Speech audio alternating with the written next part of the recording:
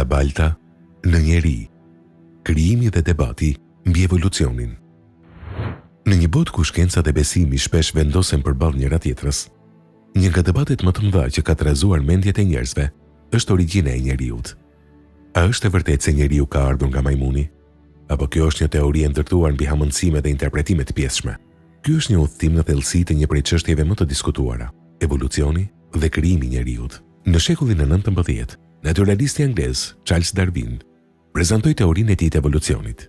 Sipas kësaj teorie, të gjitha gjallësat kanë evoluar gradualisht nga forma më të thjeshta në forma më komplekse, përmes një procesi të quajtur përzgjedhje natyrore. Në interpretimin popullor, kjo teori shpesh përmbledhet me idenë se njeriu ka ardhur nga majmuni. Por, a është kjo ajo që thotë në të vërtetë teoria? Në thelb, teoria e evolucionit nuk pretendon se njeriu modern është pasardhës direkt i majmunëve që shohim sot, por se njerëzit dhe majmunët kanë një paraardhës të përbashkët shumë të lashtë. Megjithatë, kjo ide ngre pyetje të mëdha. Nëse kjo është e vërtetë, pse nuk shohim sot forma ndërmjetëse të qarta? Si ndodhi ky transformim i jashtëzakonshëm nga një krijesë në një tjetër kaq të ndryshme në vetëdije, gjuhë dhe shpirt? Dhe më tej, pse disa specie mbeten të pandryshuara për miliona vite, ndërsa të tjera supozohet se evoluojnë në mënyrë drastike?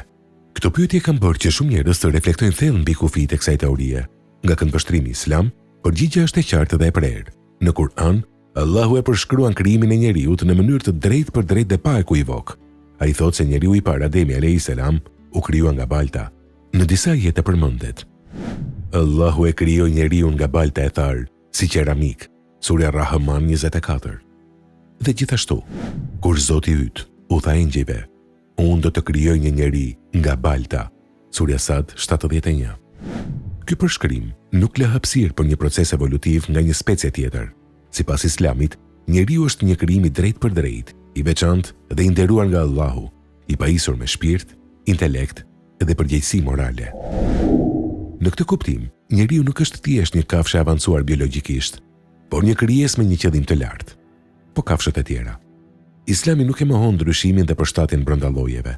Ajo që mund të quhet mikroevolucion, si ndryshimet në karakteristika fizike për shkak të mjedisit, por ideja që një specie të transformohet plotësisht në një tjetër, si nga majmun në njeri, nuk përputhet me tekstet islame. Jo sepse Kurani e vendos njeriun në një kategori të veçantë krijimi. Sa i përket vetë Charles Darwinit, shpesh qarkullon pretendimi se ai, në fund të jetës së tij, e mohoi teorinë e evolucionit dhe e quajti atë të gabuar. Megjithatë, burimet historike të besueshme nuk e mbështesin plotësisht këtë pretendim në mënyrë të qartë dhe të drejtë për drejtë. Ajo që dihet është se teoria e tij ka qenë subjekt debatesh të mëdha dhe vazhdon të jetë e diskutueshme në shumë nivele shkencore, filozofike dhe fetare.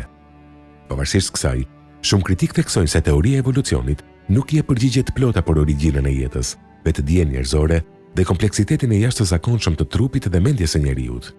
A mund të shpjegohet shpirti me mutacione? A mund të lindë ndërgjegje nga rastësia? Do janë pyetje që vazhdojnë të sfidojnë mendimin modern. Në fund të këtij rrëfimi mbetet një kontrast i fortë. Nga një anë, një teori që përplaset të shpjegojë jetën përmes proceseve natyrore të gjata dhe shpesh të padukshme.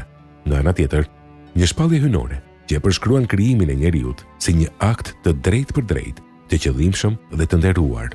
Mes këtyre dy botkuptimeve, njeriu i sotëm qëndron në kërkim të së vërtetës. Dhe ndoshta pyetja më e rëndësishme nuk është vetëm nga erdhëm, por pse jemi këtu?